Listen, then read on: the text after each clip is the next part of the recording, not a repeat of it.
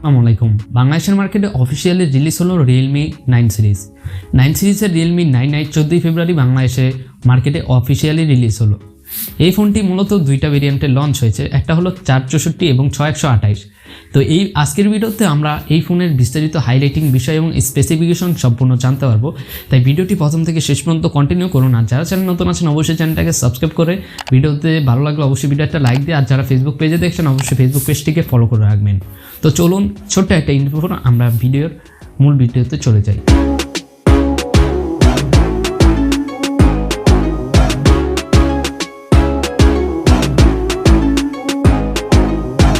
Welcome back. তো প্রথমেই ফোনটির হাইলাইটিং কিছু দিক নিয়ে আমি কথা বলবো। ফোনটিতে ব্যবহার করা হয়েছে 6.6 ইঞ্চির একটা IPS LCD প্যানেল। পিছনে রেয়ারে থাকছে 50 মেগাপিক্সেলের ক্যামেরা। চিপসেট হিসেবে ব্যবহার করা হয়েছে স্ন্যাপড্রাগনের 680 4G 6 ন্যানোমিটার একটা চিপসেট। ব্যাটারি হিসেবে থাকছে 5000 mAh battery with 33 watt fast charger. তাছাড়াও ফোনটিতে স্টেরিও স্পিকারের সাপোর্ট রয়েছে। তো এই ছিল মূলত ফোনটির হাইলাইটিং বিষয়। তো এবার বিস্তারিত আলোচনা আসা যাক। ফোনটির ডিজাইন অ্যান্ড বিল্ড কোয়ালিটি দেখলে ফোনটি কিন্তু Realmi GT Neo 2 সিরিজের যে ক্যামেরা হাউজিংটা রয়েছে বা Realmi GT Neo 2 যে ডিজাইনটা রয়েছে ঠিক সেরকমের মতো কিছু একটা টাচ দেওয়া হয়েছে এই ফোনের ডিজাইন অ্যান্ড বিল্ড কোয়ালিটির কথা বললে খুবই ভালো এবং স্লিম পাতলা রাখার চেষ্টা হয়েছে। 5000 mAh ব্যাটারি থাকা সত্ত্বেও এই ফোনটি কিন্তু খুবই স্লিম এবং পাতলা রাখার চেষ্টা করা হয়েছে। ফোনটির পেছনে ব্যবহার করা হয়েছে পলিকার্বনেট প্লাস্টিক এবং ফোনটির ফ্রেমটি একটি প্লাস্টিকের ফ্রেম ব্যবহার করা হয়েছে। ফোনটির সাইডে একটু ফোল্ড করে দেওয়া হয়েছে, মানে একটু ফোল্ডিং রাখা হয়েছে যেন হাতে থাকতে আপনারা আরেকটু গ্রিপ পান। ফোনটি 5000 mAh ব্যাটারি হওয়া সত্ত্বেও ফোনটির ওজন আমরা ভেবেছিলাম 200 গ্রামের উপরে হবে, তবে এই ফোনটির এক্স্যাক্টলি যে ওজনটা রয়েছে সেটা হলো 190 বা 92 গ্রামের কাছাকাছি। তো এই ফোনটিতে আপনারা দুইটা সিমের সাথে একটা SD কার্ড ইউজ করতে পারবেন। তাছাড়াও এই ফোনটির পোর্টস অ্যান্ড বাটনের কথা যদি বলি তাহলে কিন্তু সব ধরনের পোর্টস অ্যান্ড বাটনই রয়েছে। তাছাড়াও থাকছে স্টেরিও স্পিকার। তো এই ফোনটিতে সাইড মাউন্ট ফিঙ্গারপ্রিন্ট থাকছে, যেটা পাওয়ার বাটন সেটাতেই ফিঙ্গারপ্রিন্ট থাকছে, ফিজিক্যাল ফিঙ্গারপ্রিন্ট স্ক্যানার, আর যেটা ছিল যথেষ্ট ফাস্ট অ্যান্ড অ্যাকুরেট। তবে আমার কাছে ভালো লাগার দিকটি হলো এর স্টেরিও স্পিকার। ক্রমশ আমরা এই বাজেটে ফোনের এই মিড বাজেটে কিন্তু কোনো ফোনে স্টেরিও স্পিকার থাকে না। তবে স্টেরিও স্পিকারের কোয়ালিটিটাও তত একটা ভালো না। তবে যারা গেমিং করেন বা মাল্টিটাস্কিং মুভি দেখেন, স্ট্রিমিং করেন, তাদের জন্য কিন্তু স্পিকারটি খুবই কাজে দেবে। তো এবার আমরা প্রাইসের কথায় আসি। ফোনটির 464 এবং 628 দুইটা ভেরিয়েন্টে লঞ্চ হয়েছে।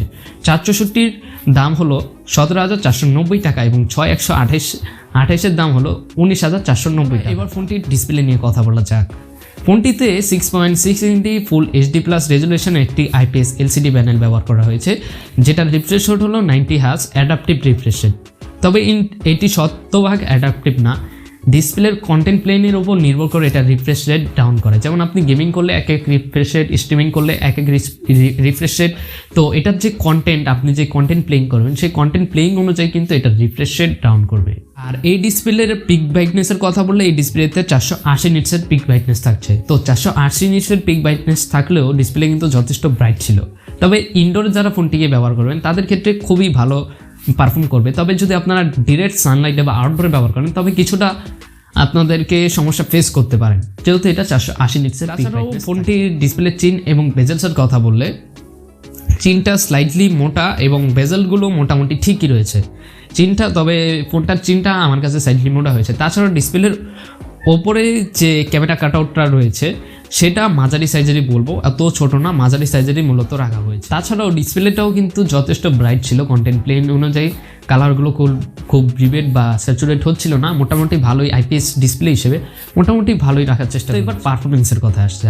পারফরমেন্সের কথা আসলে ফোনটিতে চিপসেট ব্যবহার করা হয়েছে কোয়ালকম স্ন্যাপড্রাগন 680 4G চিপসেট, আর যেটা একটি 6 ন্যানোমিটারের অক্টোকোর চিপসেট। তো জিপি হিসেবে ব্যবহার করা হয়েছে Adreno 610।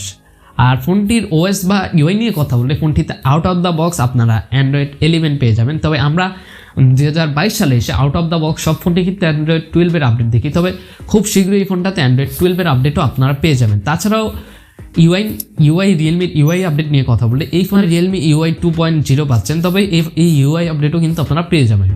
স্টোরেজ ভেরিয়েন্টের কথা বললে ফোনটিতে UFS 2.2 এবং র্যাম ভেরিয়েন্ট হলো LPDDR4। এবার ফোনটির ক্যামেরার দিকে আসা যাক। সব দিক দিয়ে ঠিক হলেও ফোনটিতে ক্যামেরার দিকে অনেককেই হতাশ করবে। ফোনটিতে ব্যবহার করা হয়েছে 50 মেগাপিক্সেলের মেন প্রাইমারি সেন্সর, 2 মেগাপিক্সেলের ম্যাক্রো এবং 2 মেগাপিক্সেলের ডেপথ। তবে কোনো ধরনের আল্ট্রা ওয়াইড শুটার কিন্তু এই ফোনে পাওয়া যায়নি, যেটা অনেক মিস করছি। ভিডিও কোয়ালিটির কথা বললে ফোনটিতে 1080p 30 fps আপনার পেছনের ক্যামেরায় ভিডিও করতে পারবেন সর্বোচ্চ। তবে বেসিক্যালি আমরা এই বাজেট রেঞ্জের ভিতরে দেখি যে 2K-তে ভিডিও করার কোনো একটা অপশন থাকে, ঠিক আছে।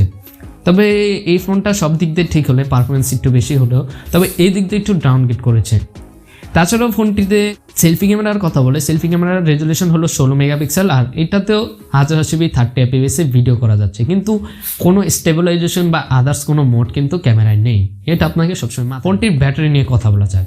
ফোনটিতে 5000 mAh ব্যাটারি দেওয়া হয়েছে উইথ 33 ওয়াট ফাস্ট চার্জার। উড়াদুরা গেমিং করেন বা একটু এন্ট্রি ইউজ করেন তারা একদিন ব্যাটারি ব্যাকআপ পেয়ে যাবেন, আর যারা হালকা পাতলা বা মাল্টিটাচ করেন তারা কিন্তু 2 দিনের মতো প্রায় ব্যাটারি ব্যাকআপ পেয়ে যাবেন। তো এই ফোনটির 3 ওয়াট ফাস্ট চার্জার ব্যবহার করা হয়েছে, যেটা 1 ঘন্টা 10 মিনিটে বা 20 মিনিট 1 ঘন্টা 10-20 মিনিটের মধ্যে পুরো ফোনটি ফুল চার্জ হয়ে যাবে। তো এই ফোনটি কাদের জন্য? দেখুন, আপনি যদি এই ফোনটি গুড লুকিং, ভালো ব্যাটারি ব্যাকআপ এবং ভালো ডিসপ্লের জন্য নিয়ে থাকেন, তাহলে কিন্তু এই ফোনটি আপনার জন্য একটা বাজেটের ভিতরে মিড বাজেটে একটা সেরা ফোন হতে পারে। তবে আপনি যদি ক্যামেরার দিকে বিষয় করে নেন, তাহলে আমি আপনার এই ফোনটা কোনোভাবে সাজেস্ট করবো না। এর থেকে এই বাজেটেও কিন্তু অনেক ভালো মোবাইল রয়েছে। তো ভিডিও কেমন লাগলো অবশ্যই কমেন্টে জানাবেন। চ্যানেল নতুন হলে সাবস্ক্রাইব করতে পারেন, আর ফেসবুক পেজে দেখে থাকলে অবশ্যই ফেসবুক পেজটাকে ফলো করবেন। সকলেই ভালো থাকবেন, সুস্থ থাকবেন এবং সাবস্ক্রাইব করে আমাদের পাশে থাকবেন। চাইলে ফেসবুক পেজটিকেও ফলো করে রাখতে পারেন। আসসালামু আলাইকুম।